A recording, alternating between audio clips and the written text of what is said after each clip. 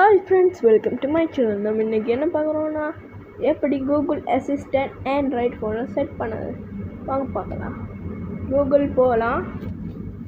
அப்புறம் இங்கே மோர் ரெண்டு இருக்கும், இல்லைன்னா இங்கே இருக்குது பட் நினச்சிங்க. செட்டிங்ஸ் போங்க, கூகுள் செட்டிங் அவங்களே தந்திருப்பாங்க. கூகுள் அசிஸ்டன்ட் அது போங்க.